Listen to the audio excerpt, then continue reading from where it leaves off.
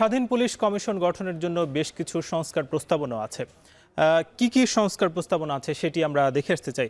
আমরা জানি যে সাম্প্রতিককালে পুলিশের যে সংস্কার হওয়ার কথা কিংবা হওয়ার জন্য বেশ কিছু আসলে প্রস্তাবনা কিন্তু দেওয়া হয়েছে, যেগুলোর মধ্যে দেখা যাচ্ছে জাতিসংঘের শান্তিরক্ষী বাহিনীর নীতিমালা অনুসরণ করে 5 ধাপে বল প্রয়োগের জন্য বলা হয়েছে এবং গ্রেপ্তার, তল্লাশি এবং জিজ্ঞাসাবাদে সুপ্রিম কোর্টের আপিল বিভাগের নির্দেশ বাস্তবায়নের সুপারিশ আছে এবং আসামিকে যাকে আসলে ধরে নেওয়া হবে তাকে যেন কাজ ঘেরা কক্ষে জিজ্ঞাসাবাদের ব্যবস্থা করা হয় তার জন্য সুপারিশ করা হয়েছে।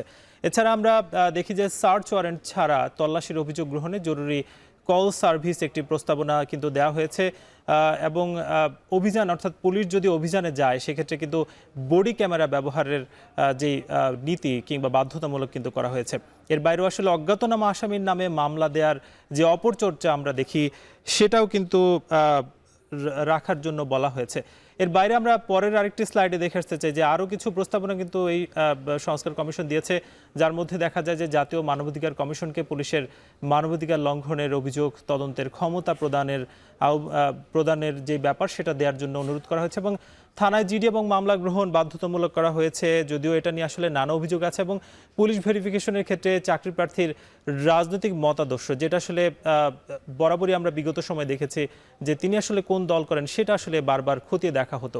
এবং ব্রিটিশ আমলে প্রণীত ঔপনিবেশিক পুলিশ আইন এবং ফৌজদারি কার্যবিধির সংস্কারের ব্যাপারে বলা হয়েছে এবং পুলিশের কার্যক্রম তদারকিতে থানা বা উপজেলা ভিত্তিক ওয়াচডগ বা ওভারসাইট কমিটিও গঠনের ব্যাপারে বলা হচ্ছে এবং নিয়োগ প্রক্রিয়ায় যে স্বচ্ছতা সেটা নিশ্চিতের জন্য বলা হয়েছে। আমরা সেসব বিষয়ে দেখছিলাম। এছাড়া যেই সংস্কারগুলো ব্যাপারে বলা হয়েছে এর বাইরেও আসলে বিভিন্ন দেশে কিন্তু আমরা পুলিশের সংস্কারই দেখেছি, অর্থাৎ পার্শ্ববর্তী দেশ ভারত, সেখানে দেখা যাচ্ছে যে নন্দা কমিশন 1993 সালে একটি কমিশন গঠন করা হয়েছিল, যার মাধ্যমে তাদের যে পুলিশি সংস্কার সেটা হয়েছিল এবং নাইজেরিয়াও কিন্তু 2020 সালে হয়েছিল পুলিশ রিফর্ম কমিশন এবং যুক্তরাষ্ট্রে 2020 সালে জর্জ ফ্লয়েড হত্যার পর একটি কমিশন এবং সেখানেও কিন্তু কিছু সংস্কার আমরা দেখতে পেয়েছি।